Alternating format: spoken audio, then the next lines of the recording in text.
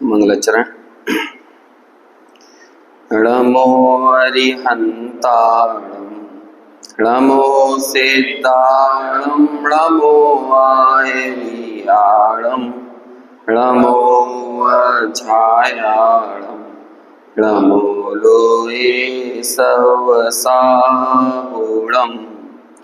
मंगलं भगवान् वीरो मंगलं गौतमो गणी मंगलं कुंद कुंदाद्यो जैन धर्मोस्तु मंगलम्।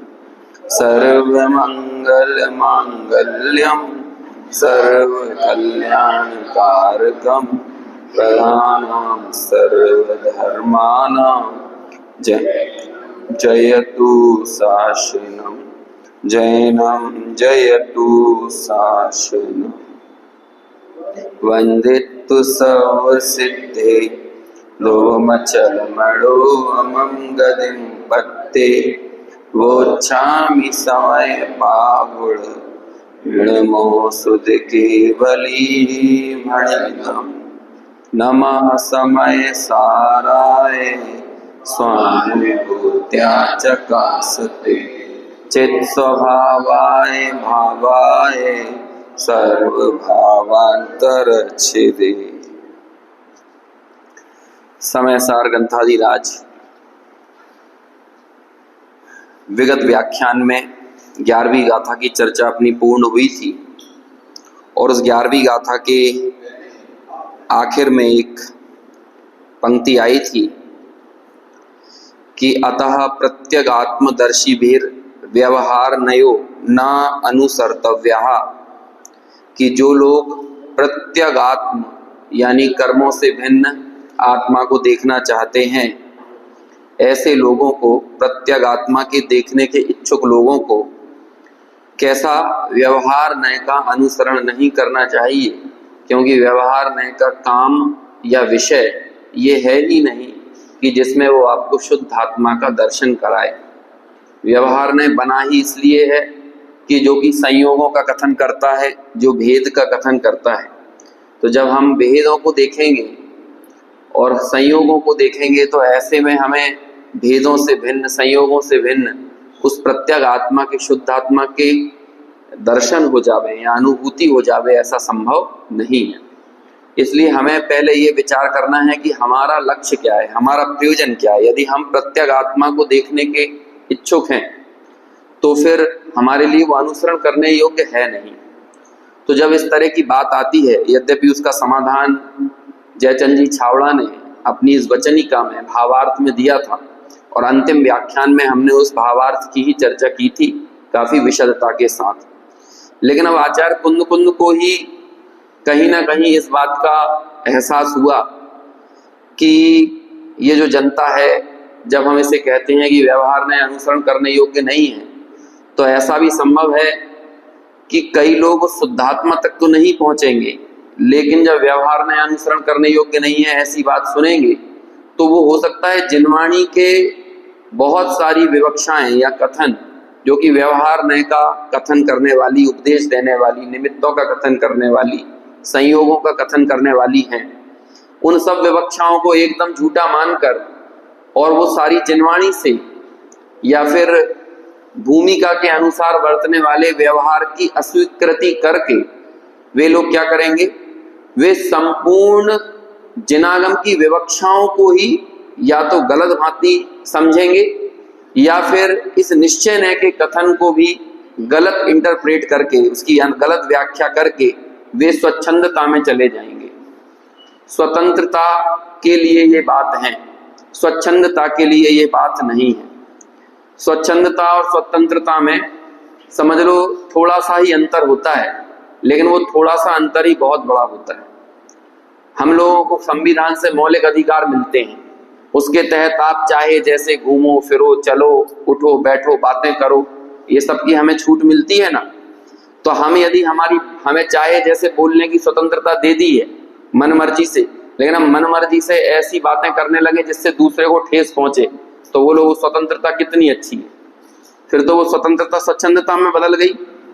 बीच सड़क पर खड़े होकर कोई गोल गोल डंडा घुमाता है और वो कहने लगे कि मैं स्वतंत्र हूं, ये मेरा मौलिक अधिकार है ना, हम स्वतंत्र देश में रह रहे हैं, तो दूसरा व्यक्ति कहेगा ठीक है भाई, तुम्हारी स्वतंत्रता तब तक तो हम स्वीकार कर सकते हैं जब तक ये घुमाने वाला डंडा दूसरे को ना लगे।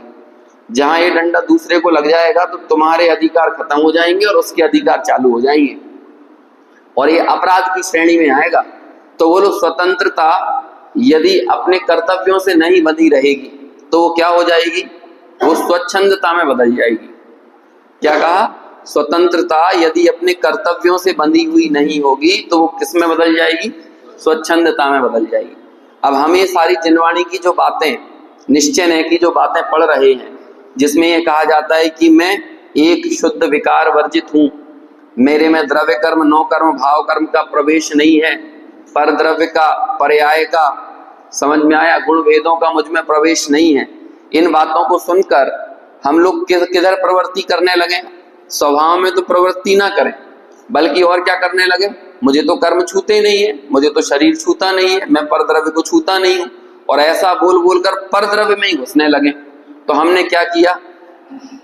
हमने हमारी स्वतंत्रता का दुरुपयोग किया। जब हम कहते थे कि अणु अणु स्वतंत्र है, परद्रव्य पुद्गल आदि तो स्वतंत्र हैं ही, हम भी स्वतंत्र हैं, पुद्गल हमें नहीं छूता, हम पुद्गल को नहीं छूते, इस बात को सुनकर हमने स्वभाव का लक्ष्य ना लेकर किस लक्ष्य में उलझ गए? परद्रव्य में ही उलझ गए, परद्रव्य के विकल्पों में ही पड़ गए। भूमि का अनुसार बरतने वाले राग की संपूर्णता अस्वीकृति कर दी, उसे नकार दिया, और जब हमने पूरी तरह ये मान लिया कि मुझ में राग है ही नहीं, तो वो लोग फिर पुरुषार्थ कहां पर करेंगे? जानने में आता हुआ राग, भूमि का अनुसार बरतने वाला राग, और उस राग को आत्मा में मिलाकर कथन करने का काम जो व्यवहार ने करता है, वो व्यवहार ने भी इस मिलावटी कथन को इसलिए करता है ताकि हम उस राग रूपी रोग को अपने से दूर करने का पुरुषार्थ कर सकें। यदि उसे सर्वथा अपने से भिन्न मान लेंगे तो वो लोग पुरुषार्थ क्या करेंगे? डॉक्टर के पास हम हमारे शरीर में पैदा हुआ फोड़े को दिखाने गए, अब हम फोड़ा दिखाते हुए बोल रहे हैं कि डॉक्टर साहब ये देखो हमें कितना बड़ा फोड़ा हो गया, तो डॉक्टर क्या बोलता है? कोई बात नहीं, ये फोड़ा तुम्हारे शरीर में है ही नहीं है, तुम चिंता क्यों कर रहे हो, इसका टेंशन क्यों लेते हो, तनाव क्यों लेते हो, है आया है थोड़े दिन के लिए, चला जाएगा। अब वो ऐसा बोलता है और हम बोलते हैं हाँ मेरे में तो हुआ ही नहीं है फोड़ा। अब हम क्या करने लगे? इसको खुजाने लगे जिससे ये और बड़े और पनपे, है ना, ऐसे हम कृत्य करने लगे। तो बोलो हमने उस फोड़े को अपने शरीर से भिन्न जानकर किस तरह का प्रवर्तन किया? वो किस लिए कहा जा रहा था? वो तो इसलिए कहा जा रहा था कि इसका ज्यादा तनाव मत लो, ये विकार है, लेकिन विकार हुआ तो शरीर में ही है ना। अब जिसने इस विकार का ज्ञान कराया वो किस अपेक्षा और किस प्रयोजन से कराया? उसका प्रयोजन यही तो था ना कि ये अधिक समय तक यहाँ पर बना ना रहे, क्योंकि यदि हमने हमारे शरीर का अंग ही उस फोड़े को मान लिया तब हम उसे दूर करने का पुरुषार्थ करेंगे नहीं, और यदि सर्वथा उसे भिन्न मान लिया तब भी पुरुषार्थ नहीं करेंगे। देखो दोनों बातें हो रही हैं। यदि हमने रोग को सर्वथा अपना ही हिस्सा मान लिया तब भी हम उसे दूर करने का कोई उपाय नहीं करेंगे, और उसे सर्वथा अपने शरीर का हिस्सा मान लिया तब भी उसे दूर करने का प्रयास नहीं करेंगे। हम लोग कभी ऐसी कोशिश करते हैं ये नाक को हटाकर यहाँ चिपका लें, क्यों? क्योंकि हमने मान लिया ये इसी का हिस्सा है। ऐसे ही यहाँ पर एक पिंपल आ जाए तो हम लोग ऐसे ही सोचने लगे ये इसी का हिस्सा है, तो वो लोग क्या करते हैं, इसका हिस्सा है कि इसका हिस्सा नहीं है। एक ही समय में दोनों दृष्टियां प्रवर्तित हैं। जो ये दृष्टि कहती है कि नहीं अभी ये यहीं पर है, वो दृष्टि बताने वाली जानने में आता हुआ व्यवहार कि ये यहीं पर है और ये मुझ में ही हुआ है, लेकिन उसी समय एक दूसरी दृष्टि प्रवर्त रही है कि ये यहाँ नहीं होना चाहिए, चूंकि ये यहाँ पर है तो ये विभाव है, विकार है, ये स्वभाव नहीं है। जब हम ये दोनों दृष्टियों को अपने साथ में रखते हैं, लेकिन हम उपचार किस दृष्टि से करते हैं? इसे शरीर का हिस्सा मानकर कि शरीर का विकार मानकर? शरीर का विकार मानकर ही तो किया। शरीर में होने पर भी शरीर का अंग नहीं मानते। ऐसे ही राग आत्मा में होते हुए भी उसे आत्मा का अंग नहीं मानते। अब बोलो कौन सा नय हमारे लिए प्रयोजनवान है और कौन सा प्रयोजनवान नहीं है? क्या उत्तर होगा इसका? कौन सा प्रयोजनवान है और कौन सा प्रयोजनवान नहीं है? दोनों प्रयोजनवान हुए कि नहीं? लेकिन टीका में क्या कहा था? 11वीं गाथा की टीका के अंतिम पंक्ति क्या थी? क्या था शब्द? प्रत्यगात्मादर्शी भी। जो प्रत्यगात्मा को देखना चाहते हैं उन लोगों के लिए व्यवहार का अनुसरण नहीं करना चाहिए। हमारा प्रयोजन क्या है? समय सार का प्रयोजन क्या है और गौमट सार का प्रयोजन क्या है? दोनों चीजें हैं ना, दो अलग अलग दृष्टियां हैं। एक गौमट सार की दृष्टि है और एक समय सार की दृष्टि है। गौमट सार आपके विकार को आप में है इस बात को दिखाएगा और समय सार वो विकार मेरा स्वभाव नहीं है ये बताएगा। पहली भूमिका में हमको ये जानना भी जरूरी है कि वो विकार मुझ में है। जब हम ये जानेंगे मुझ में है मतलब हाँ है तो मेरे ही प्रदेशों में ना वो राग रूप विकार। यदि हमें इस बात का ज्ञान नहीं होगा तो हम बोलो उपचार कहां पर करेंगे? निश्चयाभासी का प्रकरण इस संबंध में पढ़ना चाहिए कि हम लोग कई बार निश्चय की बातों को गलत कैसे समझ लेते हैं और जब व्यवहार के कथनों को सुनते हैं तो व्यवहार को भी कैसे गलत समझते हैं। इस बात को व्यवहाराभासी के प्रकरण में बताया, क्योंकि जिनवाणी बहुत कहना चाहिए इस पर चलना। लोक में वो पतली रस्सी पे चलते हैं ना सर्कस दिखाने वाले, वो तो फिर भी बहुत आसान है, लेकिन जिनवाणी की विवक्षाओं को भली भांति समझकर अपना अज्ञान दूर करना बहुत जटिल प्रक्रिया है, क्योंकि हमें इसका अभ्यास नहीं है, हमें इस कार्य में पारंगतता नहीं है, निष्णातता नहीं है। और जो बात कही जाती है, बोली जाती है अथवा पढ़ी जाती है वो किसी पर्टिकुलर हिस्से को बताती है।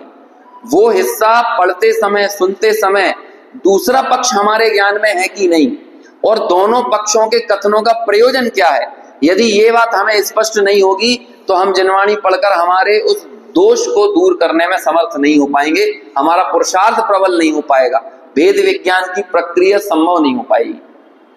और ऐसा ही होता है। अभी मान के चलो मैं कोई भी बात बोलूं आपसे, आप उस बात को गलत साबित कर सकते हो यदि आप विवक्षा को नहीं समझते तो। कोई भी बात, मैं जिस समय अकेले निश्चय की बात कर रहा होऊंगा, क्योंकि बात तो क्रम से ही चलेंगी ना, बात तो सर्वांगीण बात तो शब्दों में नहीं आ सकती, सारे पक्ष तो एक साथ वाणी में नहीं आ सकते। तो मैं किसी एक पक्ष को लेकर बात कर रहा होऊंगा, लेकिन उस पक्ष को लेकर बात करते समय मेरा प्रयोजन क्या है हमें यह समझना पड़ेगा। अब आप उस पक्ष को ना समझो और दूसरा पक्ष खड़ा कर दो तो क्या करने लगोगे? आप उस बात का विरोध कर सकते हो। और ऐसा ही होता है लोक में। आज जैन धर्म में इतने मत मतांतर खड़े हो गए, इतने सारे पक्ष खड़े हो गए, वो क्यों खड़े हुए हैं? स्यादवाद को नहीं समझने के कारण। स्यादवाद ये शब्द जितना आसानी से हम सुन लेते हैं, इसको समझ पाना उतना ही कठिन है। नए चक्र के लिए कहा जाता है नए चक्र ऐसा चक्र है कि यदि इसे सही चला लोगे तो ये कर्मों को काट देगा और यदि ये गलत चल गया ना तो अपनी गर्दन काट देगा। समझ में? सुदर्शन चक्र होता है ना, यदि सुदर्शन चक्र रिवर्स अपनी तरफ जाए तो क्या होगा? अपने को ही काट देगा। और सही चल जाए तो और बंदूक से दुश्मन को भी मारा जा सकता है और अपने को भी निपटाया जा सकता है। ऐसे ही नयों के गलत प्रयोग से अपने को निपटाया जा सकता है, दुराग्रह में पड़ा जा सकता है, पूर्वाग्रह में पड़ा जा सकता है। और यदि सही प्रयोग हो तो हम कर्मों को खंडित करने में समर्थ हो सकते हैं। तो इस तरह से पिछली गाथा जब ये कहती थी कि भूदत्त मत्स्यदो खलु सम्मा दिट्ठी हवदि जीवो, यदि तुम्हें प्रत्यगात्मा का ग्रहण करना है, यदि सम्यक दृष्टि होना है तो सिर्फ और सिर्फ किसका ग्रहण करो? किसका? शुद्ध नय का। समझ में आया? लेकिन व्यवहार नय का कथन किया था वो किस लिए किया था? अन्वेषण के काल में। अब अनुभव के काल में तो कौन सा नय उपादेय है? शुद्ध नय। लेकिन अनुभूति हो जाने के बाद कौन सा नय उपादेय है? कोई सा नय नहीं, अनुभूति में कोई भी नय शामिल नहीं होता है। समझ में आया ना? ऐसा आगे चल के कलश आएगा। देखो अब प्रश्न करते हैं 24 नंबर के पेज पे सबसे नीचे वाली लाइन। अब यह व्यवहार नय भी किसी किसी को किसी काल प्रयोजनवान है, सर्वथा निषेध करने योग्य नहीं है, इसलिए उसका उपदेश दिया गया है, ऐसा कहते हैं। देखो आचार्य कुंद तुरंत समझ गए ना। इस समय सार में आपको ये दोनों तरह की शैली देखने को मिलेगी। आचार्य कुंद एकदम से आपको बड़ा हैवी डोज दे देंगे और तुरंत उन्हें समझ में आएगा कि देखो ये वाली बात सुन के एक संभावना बनती है कि व्यक्ति वो शुद्धात्मा को तो नहीं देखेगा, लेकिन वो व्यवहार के पक्ष का, निमित्तों के कथनों का पक्ष का, इन द सेंस व्यवहार का पक्ष तो नहीं होना चाहिए, व्यवहार ने जानने में आता हुआ प्रयोजनवान। ये टीका में एक शब्द आएगा, लाइन आएगी, जब वो लाइन आएगी तब हम उसकी चर्चा करेंगे। लेकिन व्यवहार ने के जिनवाणी में निमित्तों के जो कथन आए हैं वो क्यों कहे हैं, उन सारे कथनों को झूठा ही मान ले सर्वथा, तब क्या समस्या खड़ी हो सकती है, ऐसा उनको ज्ञान तुरंत तत्काल स्वयं होता है। और इसलिए वो क्या करते हैं, जीवों को समझाते हैं कि वो व्यवहार ने क्यों कहा गया है। अभी तक 12 गाथाओं में 2 बार ऐसा हो चुका है कि जब कुंदाचार्य ने हैवी डोज दिया और तुरंत उन्होंने उस दूसरे पक्ष को कहने का अभिप्राय हमें समझाया। 6ठी 7वीं गाथा में उन्होंने बहुत हैवी डोज दिया और तुरंत 8वीं गाथा में क्या बता दिया, व्यवहार ने क्यों कहा गया है। अब ऐसा ही 11वीं गाथा में बहुत हैवी डोज दे दिया। क्या कह दिया, व्यवहारो अभूदत्थो भूदत्तो देसी दो दुसुद्धनो, व्यवहार ने अभूतार्थ है और एकमात्र शुद्ध ने ही भूतार्थ है। जो कोई भी उस भूतार्थ ने का आश्रय करता है वही सम्यक दृष्टि होता है।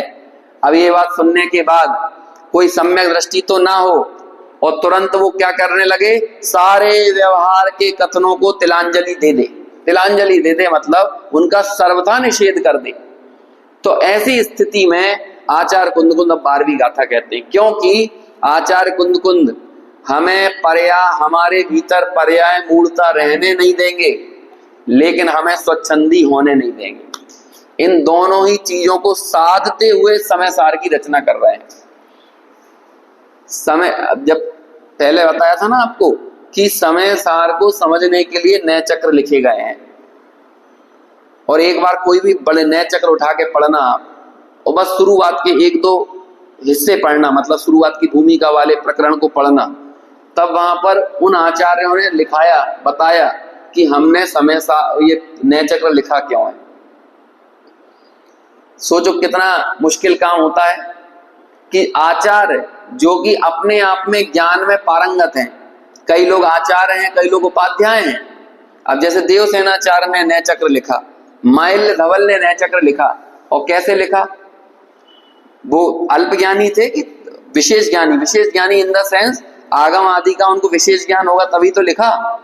लेकिन वे भी जानते थे कि समय सार को समझना बिना नयों के, बिना विवक्षाओं के संभव नहीं है। ये पढ़ने में जितना आसान दिखता है, पचाने में उतना ही कठिन है।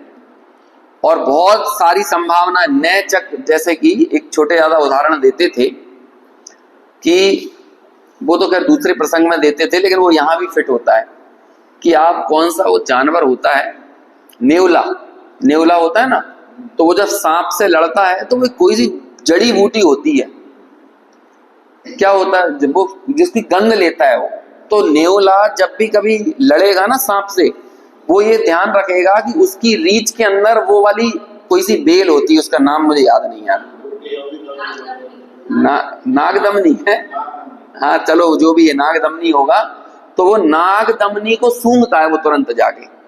तो सूंघने से क्या हो जाता है ना, वो जो सर्प उसको काटता है ना, वो विष उस पर चढ़ता नहीं है, उसी समय लड़ता है वो।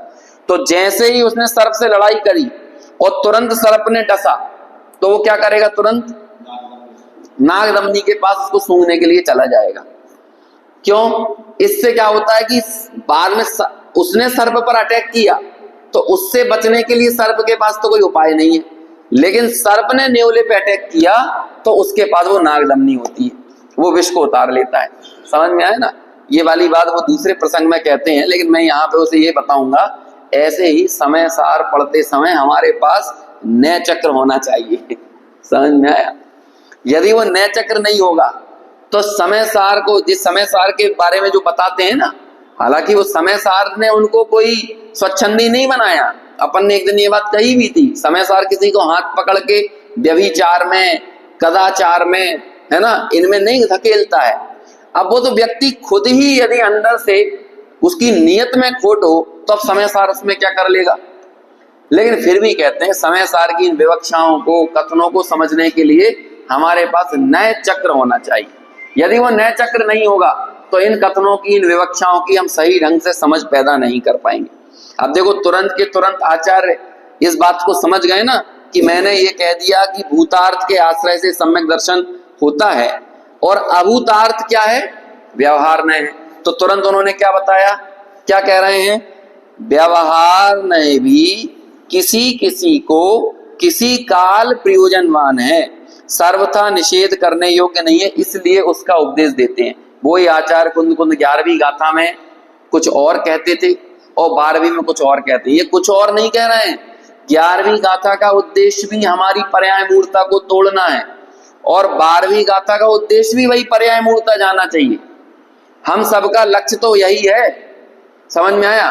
हम इस तत्व के मार्ग में जिस समय हम जिन मंदिर जाते हैं वो क्यों जाते हैं, यही अनादिकालीन मिथ्यात्व को, विपरीत अभिप्राय को दूर करना ही तो वहां पर लक्ष्य है। हालांकि आज वो लोग भूल गए, लेकिन जिन मंदिरों का एकमात्र उद्देश्य क्या था, जिन प्रतिमा हो सामने कि जिन वाणी हो चाहे जिन गुरु हो, इन तीनों का क्या उद्देश्य है, साक्षात अरहंत हो, अरहंत ना हो तो अरहंत की प्रतिमा हो, अरहंत ना हो तो अरहंत की वाणी हो, अथवा उस वाणी को बताने समझाने वाले, उस वाणी पर चलने वाले जिन गुरु हो, इन सब का क्या उद्देश्य है। हम लोग यदि इन सबको वंदना करते हैं तो किस लिए करते हैं, हमारा उद्देश्य क्या है, लोगों को समझ में नहीं आ रहा है। आज वो गुरुओं के पास भी जाएंगे कदाचित तो वहां भी उनकी क्या धारणा रहती है कि हमारे ऊपर गुरु का आशीर्वाद मिल जाए। हालांकि पिच्छी का उद्देश्य कतई किसी के सर पर आशीर्वाद देना नहीं होता है ना, वो इस कार्य के लिए होती ही नहीं है। समझ में आया, ये कोई परिपाटी नहीं, उसका काम ही दूसरा है। क्या काम है, शुद्धि का काम है। समझ में आया, आशीर्वाद देने के लिए वो कभी प्रयोग में लाई नहीं जाती। और ये बहुत, आप मूलाचार वगैरह पढ़ोगे तो आपको बहुत स्पष्ट, कमंडल कैसा हो, कमंडल का उद्देश्य क्या है, पिछी कैसी हो, पिछी का उद्देश्य क्या है, सारी चीजों को बहुत व्यवस्थित तरीके से बताया गया है। और हम लोग यदि हमारे सर पे वो आशीर्वाद की पिछी पड़ जाए तो हम लोग क्या चाहते हैं, अब हमारी दुकान चल जाएगी, है ना, अब हमारा मकान बन जाएगा, अब हमारे बाल बच्चे सुख साता में हो जाएंगे, हमारे को कोई बीमारी हो तो वो बीमारी दूर हो जाएगी।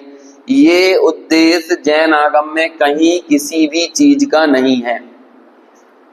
बहुत सारी चीजें, मतलब हम लोगों का डायरेक्शन ही बदल गया है, क्योंकि हम लोग अन्य मतों और परंपराओं के साथ रहते रहते उन सब के मत और परंपराओं के प्रयोजन होते हैं कि हमने हवन कर लिया ग्रह शांति के लिए।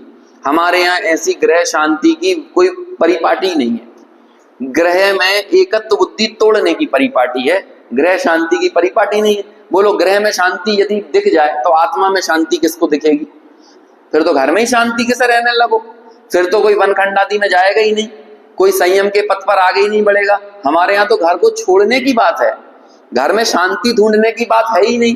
लेकिन हम लोगों ने क्या ग्रह शांति विधान, है ना, अब रच दिया। तो ये गलत पद्धतियां हैं। बहुत सारी चीजें, जैसे कि एक चलता है कि वहां पे होते देव की नंदन, हमने कह दिया त्रिशला नंदन, त्रिशला नंदन वीर की जय बोलो, महावीर की। वंदनीय नहीं है त्रिशला नंदन वीर, समझ में आया। जो वीर त्रिशला के नंदन है वो नमस्कार करने योग्य नहीं है। हाँ, अब यदि किसी के नंदन होने से कोई नमस्कार करने योग्य हो जाए तो हर कोई किसी ना किसी का नंदन है, समझ में आया। तो इससे वो थोड़ी पूजनीय हो जाता है। लेकिन हम लोग क्या करते हैं कि सीधे के सीधे वहां से चीजों को उठा लाते हैं ना, और फिर अपने यहाँ उसे शामिल कर लेते हैं और फिर उसे संस्कृति बना देते हैं। तो क्या हो जाता है, हम लोगों को समझ में ही नहीं आता, ये गलत पद्धति चल पड़ी है। आजकल अपने यहाँ भी एक भजन बन गया कि हमने भी चौकी बुहार ली है, हमने भी झाड़ू बुहार लिया है, अब हे महावीर तुमको आना पड़ेगा, है? वीर आएंगे करके वो भजन नहीं बना दिया। वीर आएंगे तो मैं चौकी बुहारूंगी, वीर आएंगे तो मैं थाली सजाऊंगी, वीर आएंगे तो मैं चौका लगाऊंगी। अब काय को आएंगे वीर, चौका खाने के लिए आएंगे तुम्हारा, है कि वो अपना आनंद से। कुछ तो दिमाग लगाओ भाई, क्या कर रहे हो? दो भिन्न भिन्न पद्धतियों को आपस में क्यों जोड़ देते हो? तो ये सब उल्टी सीधी पद्धतियां आगे बढ़ जाती हैं। सर्व कार्यों का जैन शासन में षट आवश्यक का भी यदि एकमात्र प्रयोजन है, भक्ति का प्रयोजन भी क्या है? भक्ति से भी हम क्या, जो भक्ति में भी कोई डिमांड नहीं करते, भक्ति में भी गुनगुनाते हुए भगवान के गुणों का स्मरण करते हुए उनको अपने जीवन में संचारित करने की ही कोशिश करते हैं। वो भूमिका अनुसार वर्तने वाला एक राग है, लेकिन ज्ञानी उस राग को भी उपादेय नहीं मानता है। साम्य भाव, आप जिनवाणी की पंक्ति पंक्ति शब्दों शब्दों में यदि कोई एक चीज ढूंढोगे तो क्या मिलेगा? साम्य भाव। इस साम्य भाव को तो क्या कहें, अपना केंद्र बना लो। साम्य भाव, उप संपयामी सम्मम, प्रवचन सार ग्रंथ लिखा ना कि मैं समता की प्राप्ति के लिए प्रवचन सार कहता हूं। उप संपयामी सम्मम, प्रवचन सार तो समता के लिए कहा, ये काय के लिए क्या? समय सार। अच्छा, गौमट सार काय के लिए कहा है? वो राग बढ़ाने के लिए किया है, डराने धमकाने के लिए किया है। डर जाओ, धमक जाओ। अरे डर, कदाचित डराने की शैली दिखेगी जरूर आपको, लेकिन डरा कर भी क्या करना चाह रहे हैं? पंच परावर्तन के टुकड़े सुनाकर क्या बताना चाह रहे हैं? हमें बताना चाहते हैं कि सोचो, हमें समझ में नहीं आता, पर द्रव्य की एकत्व बुद्धि हमको हल्की लगती है, आसान लगती है, तो बताते हैं पंच परावर्तन में कि देखो एक स्वरूप की भूल से ये जीव कहां कहां कैसे कैसे भ्रमता है। और सब जीवों की प्रकृति अलग अलग प्रकार की होती है। कोई व्यक्ति किसी बात से समझता है, कोई किसी अन्य बात से समझता है। तो कुछ लोग ऐसे हो सकते हैं कि उन्हें पहली बार धर्म मार्ग में जोड़ने के लिए आपको इस शैली का इस्तेमाल करना पड़ता हो। और वो सारी शैलियां कौन सी शैली कहलाती है? वो सब व्यवहार की शैलियां हैं। क्यों? क्योंकि उनमें प्रत्येक आत्मा नहीं दिखता। लेकिन वो भी आपको कहां ले जाने के लिए थी? व्यवहार का उपदेश क्यों दिया गया? इसलिए दिया गया, ये बताने के लिए कि निश्चय भूतार्थ है। व्यवहार का उपदेश भी इसलिए दिया गया है। निश्चय का उपदेश तो इसलिए दिया ताकि हमें पता चले कि निश्चय का विषय भूतार्थ है। लेकिन व्यवहार का उपदेश किस लिए दिया? वो भी इसलिए दिया गया कि निश्चय ने भूतार्थ ये बताने के लिए। समझ में आया? क्योंकि व्यवहार ने अपने को चीख चीख कर ये बोलता है कि मेरा विषय शाश्वत सत्य नहीं है, मेरा विषय शाश्वत सत्य नहीं है, मेरी जिंदगी ही मेरे मिट जाने में है। क्या है? व्यवहार का जीवन ही किस बात में है? उसके मिट जाने में है। समझ में आया? अनेक बार ऐसी, जैसे कि आटे को हम जब सेंकते हैं तो रोटी बनती है, तो बोलो उस आटे की उपयोगिता किसमें है? जब हमने रोटी को सेंका तो किस लिए है वो? ताकि उस आटे का कच्चापन, उसके स्वाद के चले जाने में ही आटे की सुंदरता है। क्योंकि आटे को यदि आप कच्चे रूप में ही ग्रहण करोगे तो क्या होगा? तब तो स्वाद नहीं आने वाला, पेट में दर्द हो जाएगा, होगा कि नहीं? तो वो आटा अपने मूल स्वाद को छोड़ता जाता है और अपने इसमें से किस स्वाद को, जो ग्रहण करने योग्य है, उस स्वाद को प्रकट करता है। ये करता है कि नहीं? ऐसे ही ये जो चर्चाएं होती हैं, ये मिटती जाती हैं और चिंतन में बदलती जाती हैं। चिंतन मिटता जाता है और अनुभूति में बदलता जाता है। तो चर्चाएं थी ही इसलिए कि वो मिट जाए, चिंतन था ही इसलिए कि वो मिट जाए। और ये चर्चा और चिंतन किसके लिए थी? अनुभूति के लिए। समझ में आया? लेकिन अब दूसरी बात, चर्चा, भेद ज्ञान की चर्चा भेद ज्ञान के चिंतन में जाकर मिटना चाहिए। भेद ज्ञान की चर्चा भोगों की चर्चा में बदलकर नहीं मिटना चाहिए। भेद ज्ञान का चिंतन भेद ज्ञान रूप परिणमित होकर मिटना चाहिए। भेद ज्ञान का चिंतन विषय भोगों के चिंतन में जाकर नहीं मिटना चाहिए। जब तक भेद ज्ञान की चर्चा है वो व्यवहार है, जब तक भेद ज्ञान का चिंतन है वो व्यवहार है। लेकिन आप ये बताओ, ये चर्चा और चिंतन किसके लिए है? ये व्यवहार किसके लिए है? पहली चीज खुद मिटने के लिए है और अनुभूति में ले जाने के लिए। समझ में आया ना?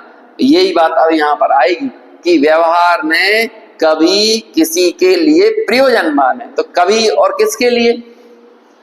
कोई जीव जो चर्चा में पड़े हुए हैं, कुछ जीव जो चिंतन में पड़े हुए हैं, वो चर्चा में पड़े और चिंतन में पड़े हुए दोनों जीवों के लिए व्यवहार में प्रयोजनवान है कि नहीं? लेकिन कैसा प्रयोजनवान है?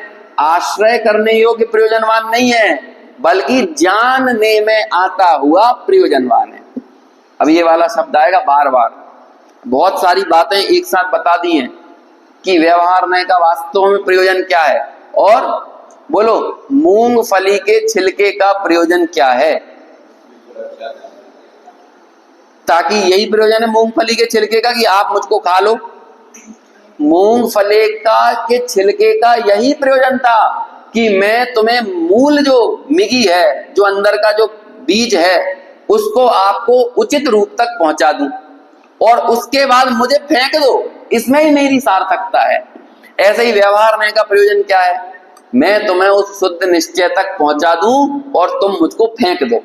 मेरा आश्रय मत कर लेना। बादाम के ऊपर चढ़ा हुआ छिलका किस लिए है? अंदर की उस बीज को, उस मिगी को सुरक्षित रखने के लिए है। अब देखो उसके अंदर भी कितनी सारी लेयर चढ़ी हुई है। बादाम का वो पूरा कड़क वाला हिस्सा है ना, जो छिलका मान लो, और उस छिलके के अंदर भी जो बादाम के ऊपर चढ़ी हुई पतली परत। समझ में आया? कहते हैं कि हम लोग कई बार ऐसा नहीं करते, उस परत को भी उतार कर बच्चों को वो बादाम खिलाते हैं, अंदर की वाइट वाइट वाली वही खिलाते हैं ना।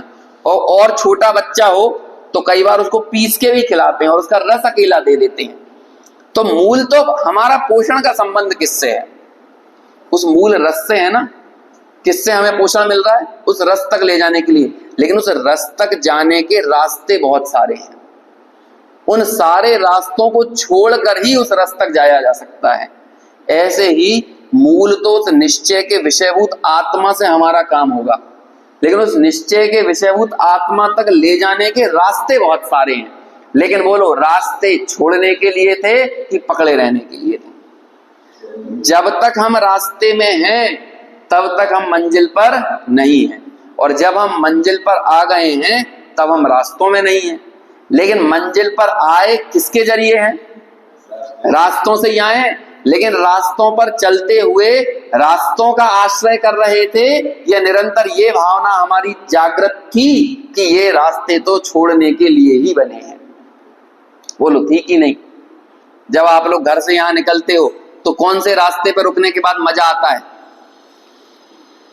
कभी कई बार मोटरसाइकिल से कोई आए तो रास्ते में पानी गिरने लगे तो आप पेड़ के नीचे खड़े भी हो गए, तो वहां पर जो 10-5 मिनट 20 मिनट खड़े भी हुए ना, तो भी उसे आश्रय मानकर खड़े हो कि छोड़ने के लिए ही है, ये मानकर खड़े हो। बोलो काहे के लिए? क्या मानकर खड़े रहते हो? बीच में कुछ खरीदने के लिए रुक गए, समझ में आया, सब्जी अब्जी लेने लगे, तो वो लोग वहां सब्जी लेते समय रास्ते पर खड़े हैं तो क्या मानकर खड़े हैं?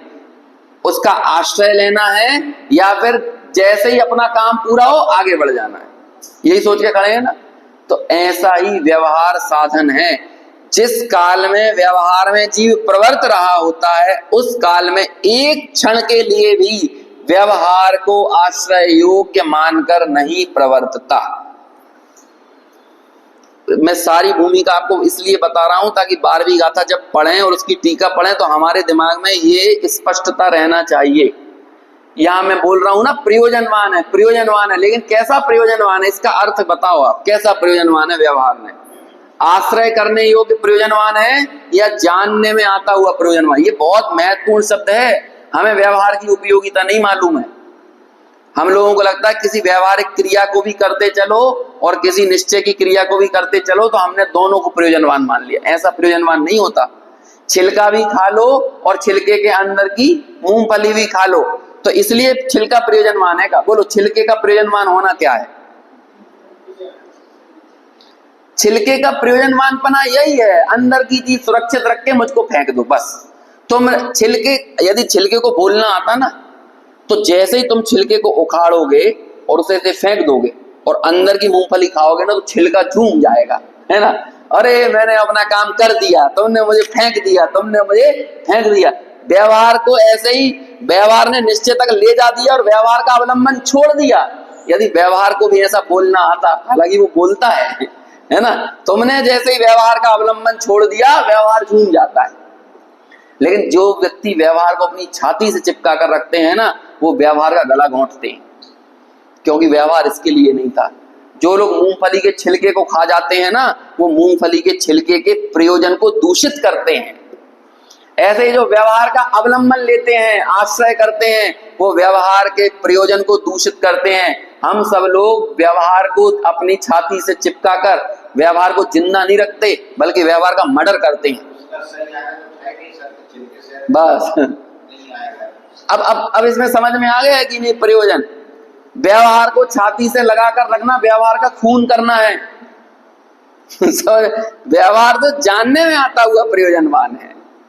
ये वाली गाथा में टीका आई कि गुरुदेव श्री को ये लाइन इतनी प्यारी थी कि जब वो दूसरी भी कोई चर्चा कर रहे हो ना, तो वहां भी ये बात बोलते थे, जानने में आता हुआ प्रयोजनवान है। एक और एग्जांपल देता हूं। छठवें गुणस्थान में, छठे सातवें गुणस्थान में झूलने वाले मुनिराज 3 कसाय चौकड़ी का उनके अभाव वर्त रहा है, ठीक है ना। और वो 3 कसाय चौकड़ी का अभाव किसके कारण वर्त रहा है? निश्चय के विषयभूत शुद्धात्मा के अवलंबन से। भूदत्त मस्जिदो खलु, भूतार्थ का जो विषय है उसके आश्रय से ये अवलंबन है कि नहीं।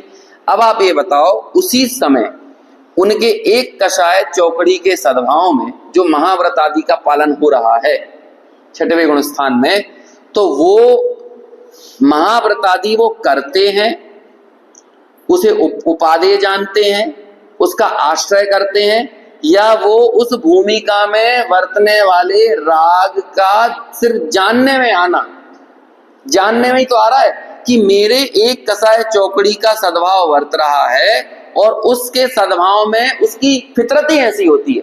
जैसे अनंतानुबंधी का नेचर है। क्या नेचर है अनंतानुबंधी का?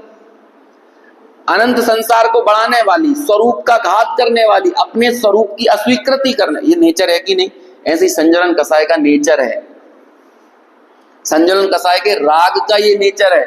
संजलन कसाय का सद्भाव हो, ये निमित्त नैमित्तिक संबंध है। भीतर में संजलन कसाय का तीव्र उदय हो और बाहर में अणुव्रत महाव्रत आदि पालने के भाव ना आए, ऐसा नहीं हो सकता। बाहर में निर्ग्रंथता ना हो, मतलब निर्वस्त्र दिगंबर काया ना हो, 28 मूलगुणों का पालन ना हो, ऐसा नहीं हो सकता। ये क्या, ये नेचर है। सब कसायों के नेचर होते हैं ना। तो आप बोलो ये महाव्रतों का पालन किसका नेचर है? वीतराग भाव का कि कसाय का? ये बात मैं नहीं कह रहा हूं, आजकल कह दो तो लोग बाग तलवारें खींच लेते हैं। अभी किसी से बोलो महाव्रतों का पालन किसका नेचर है, लेकिन फिर बोलो महाव्रतों को चारित्र क्यों कहते हैं? यही तो व्यवहार है, यही तो व्यवहार है कि निश्चय चारित्र के साथ वर्तने वाले आचारित्र को जो चारित्र कहे, वही तो क्या कहलाता है? व्यवहार चारित्र कहलाता है। क्या है व्यवहार चारित्र की परिभाषा?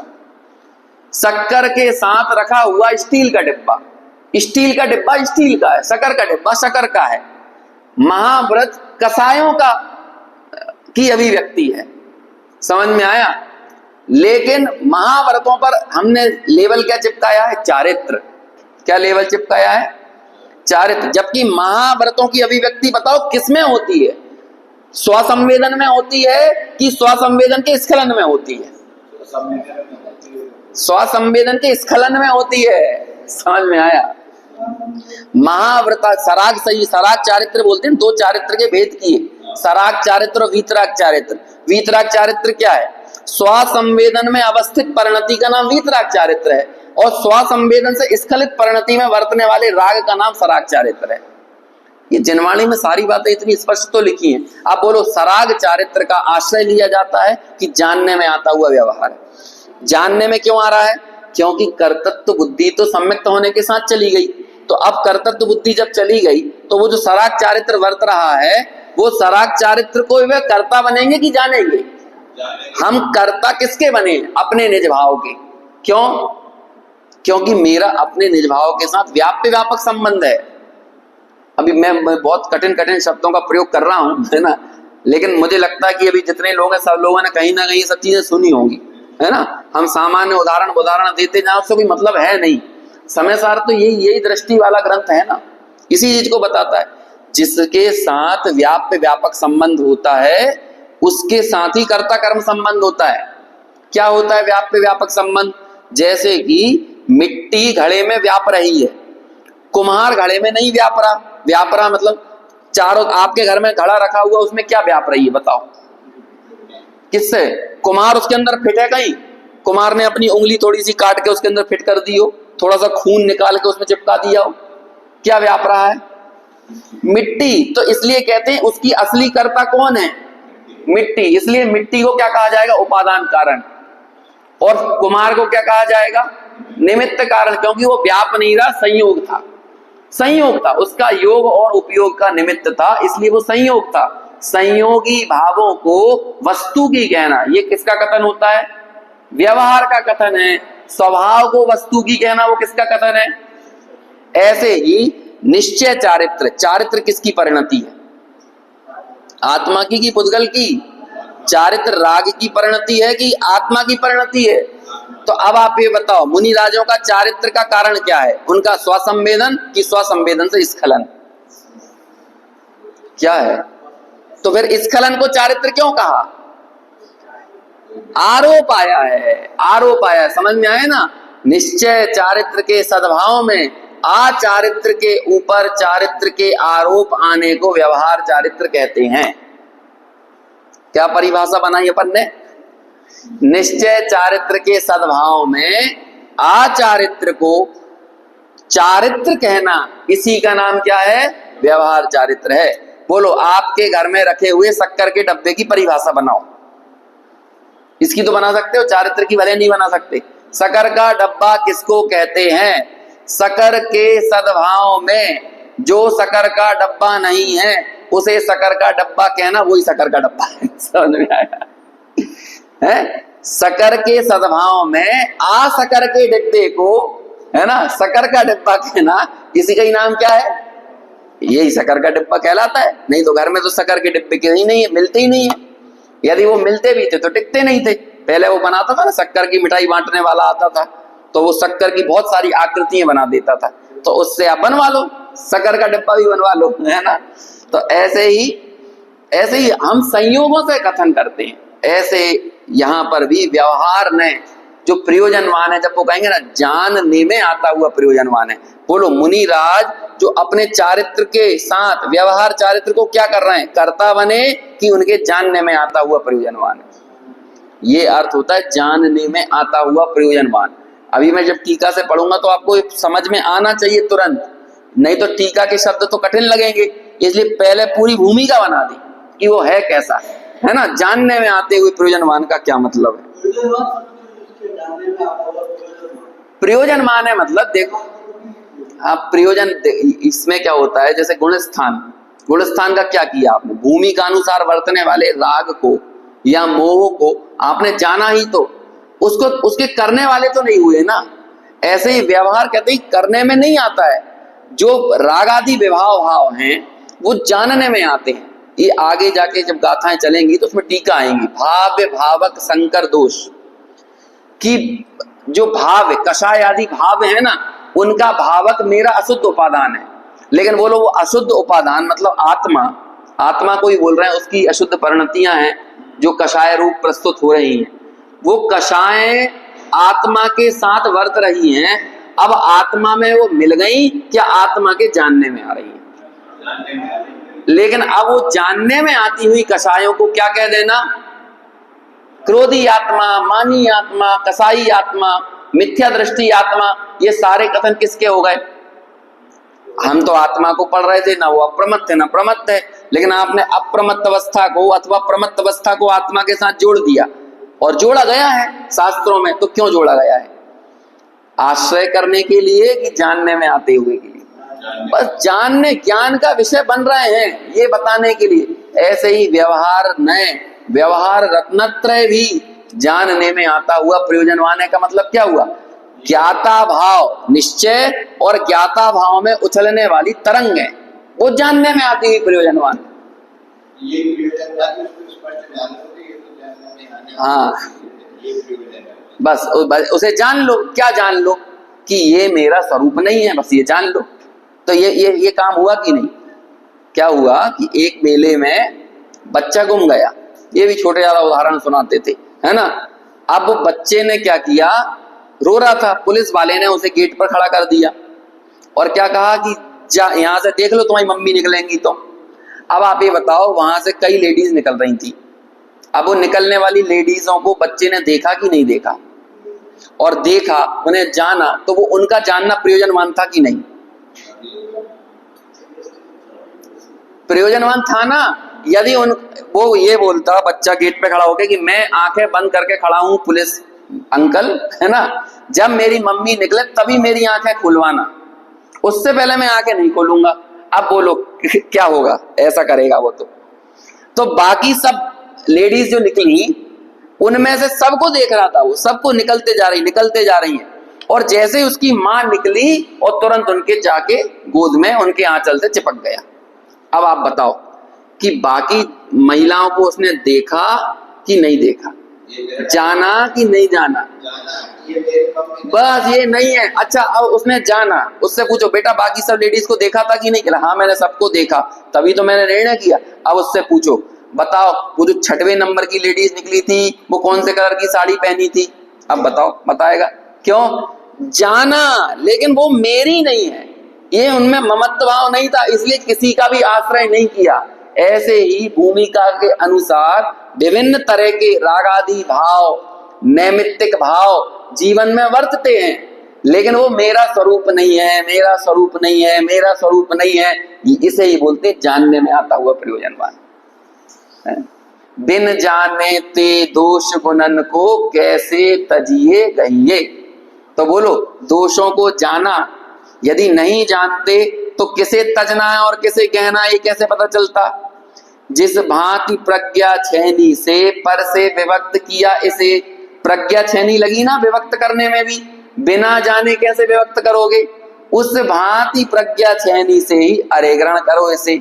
जो बच्चे ने मम्मी की गोदी में जाकर चिपका वो भी उसने प्रज्ञा छेनी से किया, लेकिन जिन्हें अपनी मम्मी नहीं मानना था ये काम भी प्रज्ञा छेनी से किया। दोनों काम हुए कि नहीं? ऐसे ही जो भाव मेरे नहीं है उन सब भावों को आत्मा का कहा गया, तो वो सारे भाव व्यवहार के भाव थे। कहे गए भाव, नैमित्तिक भाव किसके थे? व्यवहार के थे। लेकिन हमने क्यों जाना? क्यों प्रयोजनवान है? मैंने अभी चलते चलते में एक शब्द बोल दिया था, मैंने आज उदाहरण नहीं दिए, मैंने सारी यही बातें करी है ना। अब चूंकि उदाहरण नहीं दिए तो बात कठिन हो जाती है, क्योंकि हमें उदाहरण की आदत ज्यादा होती है। दिए भी हैं तो 2-3 उदाहरण उस बात की पुष्टि के लिए दिए हैं। मैंने आपसे चलते चलते एक बात कही थी कि व्यवहार ने किस लिए होता है? इसलिए ही होता है ना कि निश्चय में भूतार्थ है, इसे ही बताने के लिए होता है। व्यवहार में इसलिए नहीं होता कि मैं भूतार्थ हूं। ये व्यवहार और निश्चय में कोई लड़ाई नहीं चल रही अपने आप को भूतार्थ बताने की, बल्कि वो पूरक का काम कर रहा है, एक दूसरे के पूरक हैं। और व्यवहार ने भी कदम कदम पर तख्ती लेके चल रहा है। किसकी तख्ती? निश्चय भूतार्थ है, निश्चय भूतार्थ है, निश्चय भूतार्थ है, निश्चय का आश्रय लो, निश्चय का आश्रय। उसके हाथ में तख्ती है और हम लोग व्यवहार से चिपक जाते हैं जाके, जबकि वो व्यवहार तो तख्ती लेके चल रहा है। इस बात की समझ में आया कि नहीं? एयरपोर्ट पे रिसीव करने के लिए किसी ने कर्मचारी भेज दिया और क्या तख्ती लेके चला हुआ है। अब वो लिखा हुआ, उसमें आपका नाम लिखा है, अथवा जिस होटल में आपको जाना है उस होटल का नाम लिखा हुआ है, जिस व्यक्ति ने आपको बुलाया उस व्यक्ति का नाम लिखा है, जिस फंक्शन में आपको जाना है उस फंक्शन का नाम लिखा है, और आप वो ड्राइवर से चिपक जाओ। अरे तख्ती देखो, तख्ती पर क्या लिखा हुआ है? ये तो सिर्फ एक हस्तावलंब है आपको उस जगह तक ले जाने के लिए। ऐसे ही व्यवहार के हाथ में तख्ती है किस चीज की?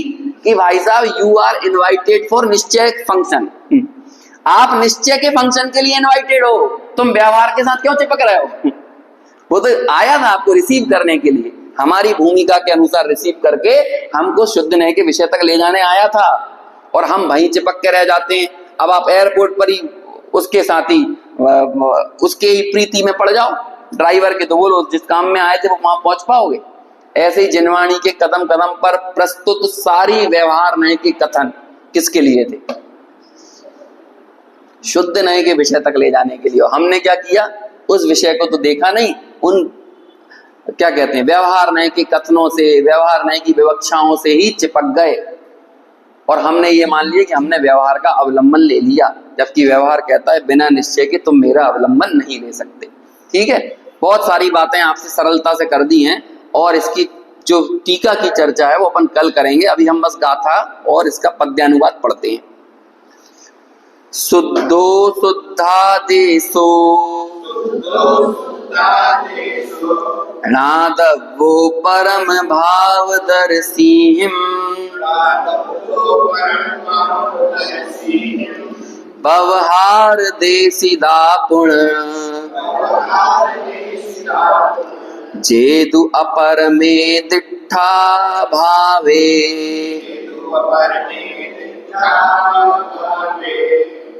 वो अपर में ठिदा है वो एक्चुअली, फिर से पढ़ते हैं इसको। व्यवहार देशिदा पुण जेदु अपर में ठिदा भावे। ठिदा ठिदा ठिदा आधा टा पूरा ठा, क्या है? आधा टा पूरा ठा। हमें लग रहा होगा ठा आधा है, ठा आधा नहीं है, टा आधा है। जो चीज भारी होती है वो नीचे चली जाती है, ठा भारी है, टा आधा है, तो टा ऊपर चला गया और ठा नीचे आ गया, है ना? तो इसलिए क्या बोलना? ठिदा ठिदा, हल्का सा टा का उच्चारण आएगा और क्या आएगा? ठी, ठिदा भावे।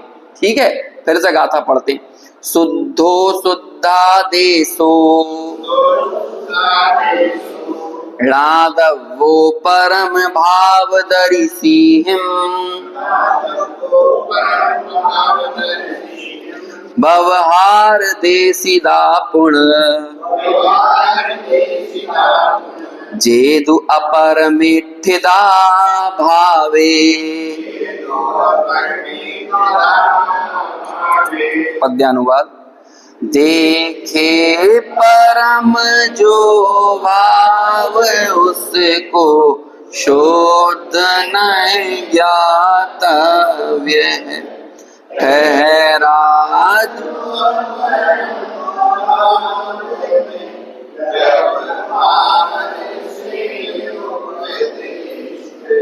चलिए इसकी विशेष चर्चा आगे कल करेंगे।